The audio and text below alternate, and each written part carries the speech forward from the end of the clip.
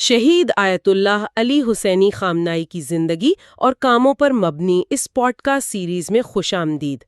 ہم شہید آیت اللہ علی خامنائی کی کتاب نہج البلاغہ سے اسباق کے چھٹے سبق پر بحث کرنے جا رہے ہیں۔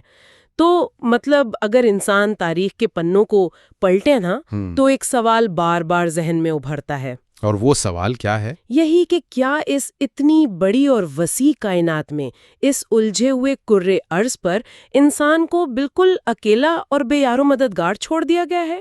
یعنی کیا یہ تاریخ محض کچھ اتفاقات کا مجموعہ ہے، یا اس کے پیچھے رہنمائی کا کوئی ایسا اٹوٹ سلسلہ ہے جو کبھی نہیں ٹوٹا؟ بالکل، اور یہ بہت ہی بنیادی نوعیت کا سوال ہے جو ہر باشعور انسان سوچتا ہے۔ ہاں، تو آج کے اس گہرے مطالعے میں ہم اسی حیران کن تسلسل کی کھوج لگائیں گے، اور سامعین کے لیے بتاتی چلوں کہ آج اس تفصیلی جائزے کے لیے ہمارے پاس جو ذرائع ہیں نا، ان میں آیت اللہ خامنائی کے دروس نہج البلاغہ کی جلد اول کا 6واں اور 7واں سبق شامل ہے۔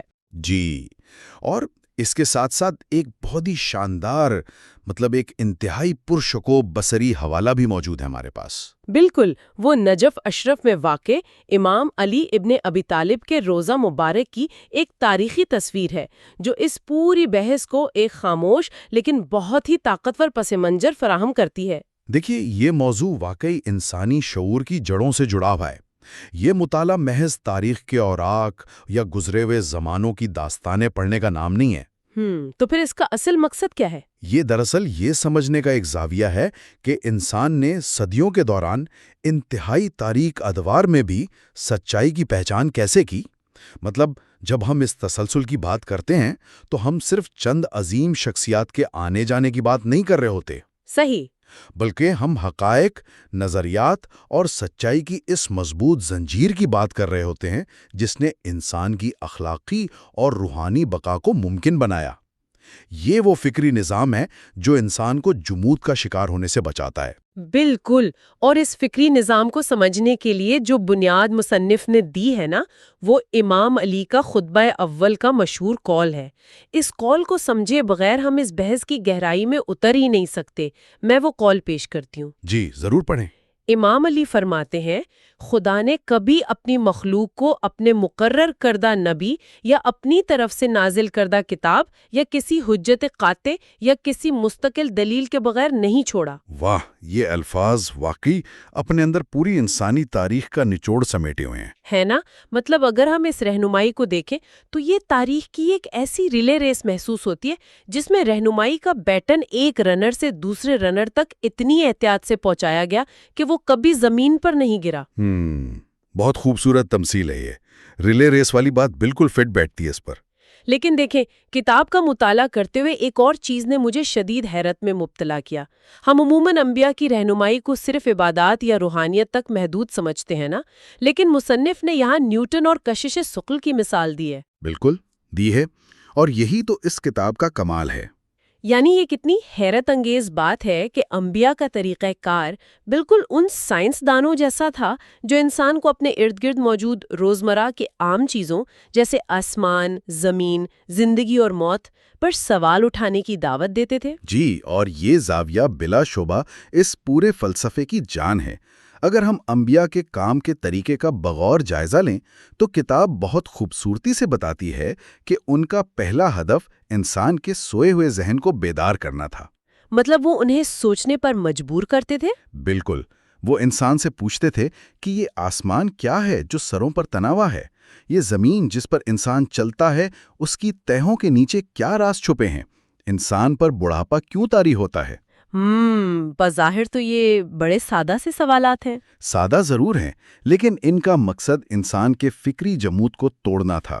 فلکیات، ارضیات اور دیگر تمام سائنسی علوم کی بنیاد دراصل کائنات پر اسی حیرت اور تجسس میں پوشیدہ ہے۔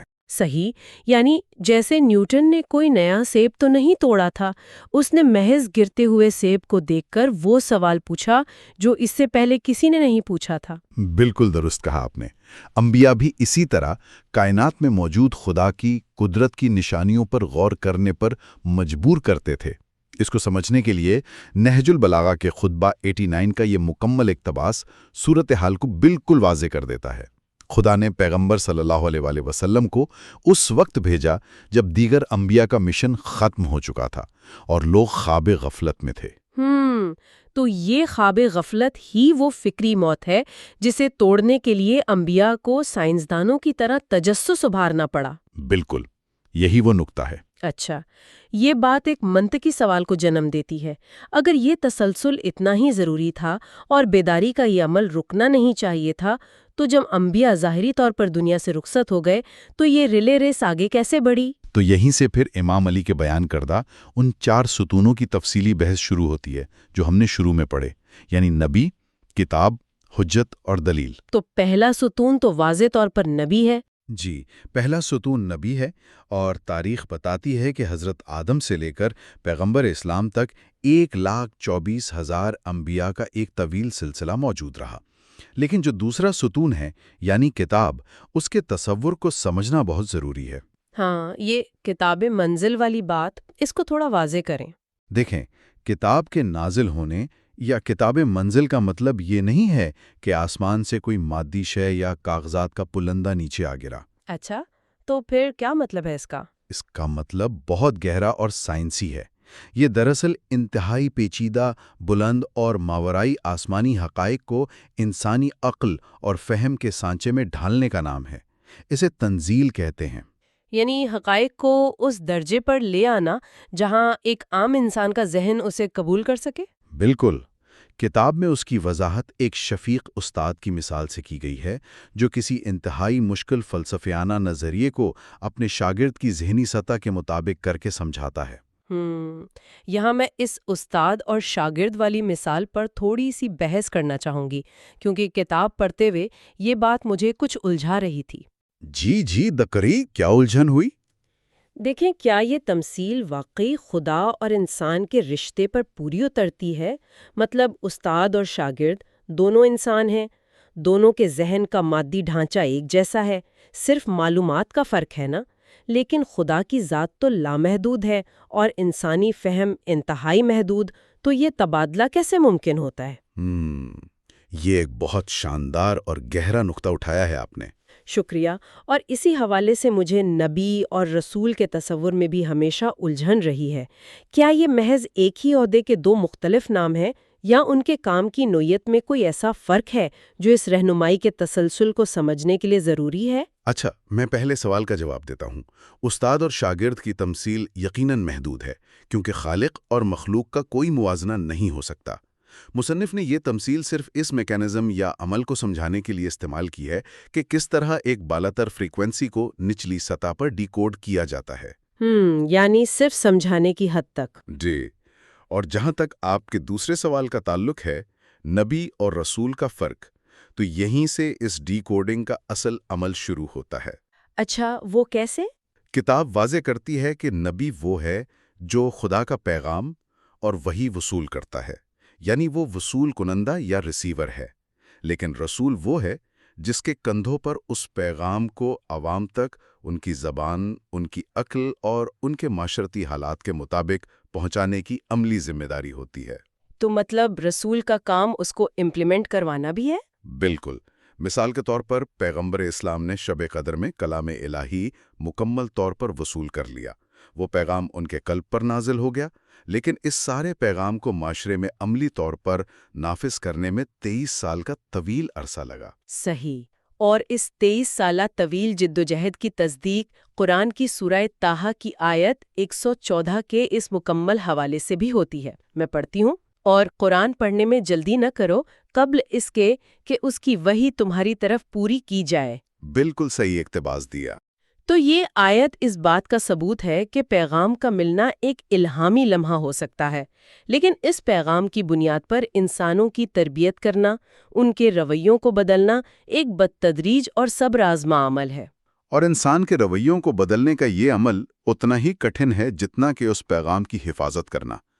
اب اگر ہم رہنمائی کے اس تسلسل کو دیکھیں تو ایک سوال فطری طور پر پیدا ہوتا ہے کہ جب کتابیں انسانوں کے حوالے کی گئیں تو ان کے ساتھ کیا سلوک ہوا؟ ہاں، یہ بہت اہم سوال ہے۔ سابقہ کتابوں جیسے توریت اور انجیل کی تاریخ گواہ ہے کہ وقت کے ساتھ ان میں بگاڑ یا تحریف پیدا ہوئی۔ لیکن کیا وہ فوراً ہو گئی تھی تحریف؟ نہیں، حضرت موسیٰ کی وفات کے بعد یوشوا بن نون جیسے مخلص جانشینوں نے اصلی توریت کی پوری طرح حفاظت کی، لیکن جوں وقت گزرا، مفاد پرست عناصر نے ان تعلیمات میں دانستہ بگاڑ پیدا کر دیا۔ اچھا۔ بعد میں آنے والے انبیاء جیسے حضرت داؤد اور حضرت سلیمان کی جدوجہد کا ایک بڑا مقصد اسی بگاڑ کو درست کرنا تھا۔ صحیح۔ تو جب ہم پچھلی کتابوں میں بگاڑ کی یہ تاریخ دیکھتے ہیں تو ذہن فوراً قرآن کی طرف جاتا ہے۔ یہ ایک تاریخی حقیقت ہے کہ قرآن کے متن میں ایک کوما یا ایک حرف تک کی تبدیلی نہیں ہوئی۔ بے شک۔ لیکن مصنف نے اس بات کو ثابت کرنے کے لیے جو واقعہ نقل کیا ہے نا، وہ حیران کن ہے۔ یہ صرف متن کی حفاظت نہیں تھی، بلکہ اس بات کی جنگ تھی کہ متن کی تبدیلی معاشرے پر کیا اثر ڈالتی ہے۔ یقیناً مصنف نے حضرت عثمان کے دور خلافت کا وہ مشہور واقعہ نقل کیا ہے جو تحریف کے اثرات کو بڑی گہرائی سے واضح کرتا ہے۔ ایک شخص سورۃ توبہ کی آیت 34 کی تلاوت کر رہا تھا۔ جی۔ اس شخص نے تلاوت کرتے ہوئے لفظ والذین سے پہلے آنے والے حرف واو کو جان بوجھ کر چھوڑ دیا۔ بظاہر یہ ایک معمولی سی غلطی لگ رہی ہے، لیکن جب حضرت عبداللہ بن مسعود نے یہ سنا تو انہوں نے فوراً اپنی تلوار نکال لی۔ تلوار نکال لی؟ جی، اور دھمکی دی کہ اگر اس حرف کو واپس اپنی جگہ پر پڑھ کر درست تلاوت نہ کی گئی تو وہ اس شخص کا سر قلم کر دیں گے۔ یہ مقام سامعین کے لیے انتہائی توجہ طلب ہے۔ مطلب ایک حرف واو کے ہٹنے سے کیا قیامت آ رہی تھی کہ بات تلوار نکالنے تک پہنچ گئی؟ جب ہم اس آیت کے معنی پر غور کرتے ہیں نا، تو سارا سماجی اور معاشی کھیل سمجھ میں آتا ہے۔ بالکل، آپ ذرا اس آیت کا ترجمہ تو بتائیں۔ اصل آیت دو مختلف گروہوں کو تنبیہ کر رہی ہے، اور اس کا مکمل ترجمہ کچھ یوں ہے کہ اے ایمان والوں، بے شک بہت سے احبار اور رہبان لوگوں کا مال ناحق کھاتے ہیں اور اللہ کی راہ سے روکتے ہیں، اور جو لوگ سونا اور چاندی جمع کرتے ہیں اور اسے اللہ کی راہ میں خرچ نہیں کرتے، انہیں ایک دردناک عذاب کی خوشخبری سنا دو۔ اور یہی وہ مقام ہے جہاں اس واو کا جادو اور اس کی طاقت سمجھ آتی ہے۔ ذرا سوچیں، جب آپ وہ واو یعنی اور ہٹا دیتے ہیں تو پوری آیت ایک ہی گروہ کے بارے میں بن جاتی ہے۔ اچھا؟ یعنی معنی یہ بن جاتا ہے کہ یہ دردناک عذاب صرف اور صرف ان علماء اور درویشوں کے لیے ہے جو سونا چاندی جمع کرتے ہیں۔ تو مطلب جو عام سرمایہ دار طبقہ تھا وہ تو اس سے بچ گیا؟ بالکل، اس ایک حرف کے غائب ہونے سے معاشرے کا جو عام سرمایہ دار طبقہ تھا، جو امراء تھے، جو دولت کے انبار لگا رہے تھے، وہ اس الہی وعید سے مکمل طور پر بری ذمہ ہو گئے۔ حضرت عبداللہ بن مسعود جانتے تھے کہ یہ محض ایک حرف کی غلطی نہیں ہے، بلکہ یہ طاقتور طبقے کو بچانے اور مذہب کی روح کو مسخ کرنے کی ایک سازش ہے۔ یہ واقعہ اس بات کی بہترین تشریح ہے کہ طاقتور حلقے کس طرح مقدس متون کی ایسی تشریح کرتے ہیں جو ان کے اپنے مفادات کا تحفظ کرے، اور اسی بنیاد پر مصنف نے اپنی کتاب میں ایک حقیقی اسلام اور ایک تحریف شدہ امریکی اسلام کے درمیان فرق کا نظریہ پیش کیا ہے۔ جی، مصنف نے اس بات پر کافی زور دیا ہے۔ یہاں سامعین کی دلچسپی اور یاد دہانی کے لیے یہ بتانا بہت ضروری ہے کہ ہمارا یہ تفصیلی جائزہ مکمل طور پر غیر جانبدار ہے۔ ہم یہاں کسی مخصوص سیاسی نظریے، لیبل یا فریق کی تائید یا مخالفت نہیں کر رہے، بلکہ ہم خالصتاً مصنف کے اس عمرانیاتی اور تاریخی تجزیے کو پیش کر رہے ہیں۔ بالکل، یہ واضح کرنا بہت اہم ہے۔ ادوار آ جائیں جہاں مقدس کتابیں عام انسان کی پہنچ سے دور کر دی جائیں، یا ان کی تشریح کرنے والے علماء خود کرپٹ ہو کر اقتدار کے ایوانوں کا حصہ بن جائیں، تو پھر عام انسان کیا کرے؟ ہاں نا، وہ سچائی کا راستہ کیسے تلاش کرے گا؟ یہ وہ مقام ہے جہاں امام علی کے بیان کردہ تیسرے اور چوتھے ستون یعنی حجت اور مستقل دلیل معاشرے میں اپنا عملی کردار ادا کرتے ہیں۔ تو اس حجت اور مستقل دلیل کا عملی طریقہ کار کیا ہے؟ کیونکہ دیکھیں، یہ الفاظ سننے میں تو بہت فلسفیانہ لگتے ہیں، لیکن ایک عام انسان انہیں کیسے استعمال کرے گا؟ اسے آپ رومی سلطنت کی تاریخ سے سمجھ سکتی ہیں۔ ایک ایسا وقت تھا جب عیسائیوں پر بدترین ظلم و ستم ہو رہا تھا۔ اصلی انجیل غائب کر دی گئی تھی یا اس تک رسائی ممکن بنا دی گئی تھی۔ بظاہر رہنمائی کا کوئی مادی ذریعہ موجود نہیں تھا۔ لیکن اس دور میں حضرت عیسیٰ کی دی گئی ہدایات، ان کا طرز زندگی، ان کا وہ پیغام کہ خدا اور قیصر کی چیزیں الگ ہیں، یہ سب ایک مستقل دلیل بن چکا تھا۔ اور حجت وہ چند سچے اور باعمل پیروکار تھے جو اپنی جانوں پر کھیل کر اس پیغام پر قائم تھے۔ یعنی جب کتاب موجود نہ ہو تو حق پر قائم رہنے والوں کا وجود ہی حجت بن جاتا ہے؟ بالکل یہی بات ہے۔ اور اگر حجت بھی بظاہر نظر نہ آئے تو انسان کے اندر کا نظام کیسے کام کرتا ہے؟ کتاب میں امام حسن عسکری کی ایک روایت نے اس الجھن کو بہت خوبصورتی سے سلجھایا ہے۔ جی، وہ بہت اہم روایت ہے۔ وہ بتاتے ہیں کہ اگر اسلامی معاشرے کے علماء ظالم حکمرانوں کے دربار کی زینت بن جائیں اور ان کے ظلم کو مذہب کا لبادہ پہنا کر جائز قرار دینے لگیں تو ایک عام آدمی جسے مذہب کی گہری سمجھ نہیں ہے نا، وہ بھی جان سکتا ہے کہ سچ کیا ہے۔ اور وہ کیسے جانے گا؟ قطب نما اسے جھنجھوڑ کر بتا دیتا ہے کہ عقل یہ ماننے سے انکار کر دیتی ہے کہ خدا اور خدا کے دشمن دونوں کی بے وقت اطاعت کی جا سکتی ہے۔ واہ! اور یہی وہ اندرونی قطب نما ہے جو تاریخ کے عظیم مصلحین کو ہمیشہ حوصلہ دیتا رہا۔ ان کے سامنے ہمیشہ تعداد کا مسئلہ رہا۔ سچائی پر چلنے والے ہمیشہ مٹھی بھر رہے، جبکہ ان کی مخالفت کرنے والی طاقتیں بے پناہ وسائل رکھتی تھی۔ لیکن ان مصلحین نے کبھی پسپائی اختیار نہیں کی۔ یہ استقامت واقعی حیران کن ہے۔ پوری دنیا خلاف کھڑی ہے لیکن ان کے ماتھے پر شکن تک نہیں۔ اور اسی استقامت کی وضاحت امام علی کا یہ مکمل قول بہترین انداز میں کرتا ہے۔ میں پڑھتی ہوں، یہ رسول اس پائے کے تھے کہ وہ اپنی تعداد کی کمی یا اپنے جھٹلانے والوں کی کثرت کے باعث کبھی احساس کمتری کا شکار نہیں ہوئے۔ تو یہ احساس کمتری کا نہ ہونا ہی دراصل اس مستقل دلیل کی طاقت ہے۔ بالکل۔ اور سب سے اہم بات یہ ہے کہ مصنف نے اس مستقل دلیل کے تصور کو صرف قدیم تاریخ کے اوراق تک محدود نہیں رہنے دیا، بلکہ اسے جدید دور کے واقعات سے جوڑ کر ثابت کیا ہے کہ یہ سلسلہ آج بھی جاری ہے۔ اچھا، کوئی مثال دی ہے انہوں نے؟ جی، کتاب میں جدید دور کے ایک مصلح سید حسن مدرس کا ذکر بڑی تفصیل سے کیا گیا ہے۔ جب ایران میں شاہ کا دور تھا اور ہر طرف مطلق العنان طاقت کا راج تھا تو سید حسن مدرس نے توازن منفی کا انقلابی نظریہ پیش کیا۔ یہ توازن منفی کیا تھا؟ آسان الفاظ میں یہ اس بات کا اعلان تھا کہ مذہب اور روحانیت کو سیاست، سماجی انصاف اور معاشرے کے اجتماعی معاملات سے کاٹ کر الگ نہیں کیا جا سکتا۔ مدرس کا ماننا تھا کہ غیر ملکی طاقتوں اور ظالم حکمرانوں کی مداخلت کو مسترد کرنا ہی اصل توازن ہے۔ تو اس جرت کا نتیجہ کیا نکلا؟ انہیں جلا وطن کیا گیا، قید میں رکھا گیا اور آخر کار زہر دے کر شہید کر دیا گیا۔ طاقتوروں نے سوچا کہ آواز دب گئی، لیکن سچائی کی وہ مستقل دلیل جو انہوں نے معاشرے میں بوئی تھی وہ ختم نہیں ہوئی۔ مصنف کا تاریخی تجزیہ بتاتا ہے کہ تقریباً 18 سے 20 سال بعد ڈاکٹر مصدق کے دور میں وہی نظریات دوبارہ زندہ ہوئے، قوم بیدار ہوئی اور تیل کی صنعت کو قومیانے جیسی بڑی تبدیلیاں رونما ہوئیں۔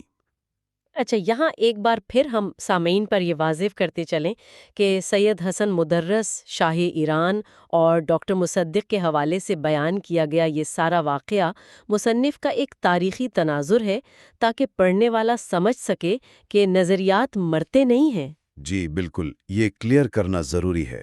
ہمارا مقصد اس سیاسی دوراہے پر کوئی فیصلہ سنانا نہیں ہے، بلکہ محض اس طریقہ کار کو اجاگر کرنا ہے کہ مصنف کے نزدیک سچائی کے لیے اٹھنے والی آوازیں تاریخ کے کسی نہ کسی موڑ پر اپنا پھل ضرور دیتی ہیں۔ یہ وہی ریلے ریس ہے جس کی بیٹن ایک ہاتھ سے دوسرے ہاتھ میں منتقل ہوتی رہتی ہے۔ بالکل، یہ ایک ایسی روحانی اور فکری وراثت ہے جو خاموشی سے نسل در نسل سفر کرتی ہے۔ تو اگر ہم آج کی اس طویل اور گہری بحث کو سمیٹیں تو یہ بات پوری طرح نکھر کر سامنے آتی ہے کہ رہنمائی کا یہ خدائی تسلسل ایک لمحے کے لیے بھی منقطع نہیں ہوا۔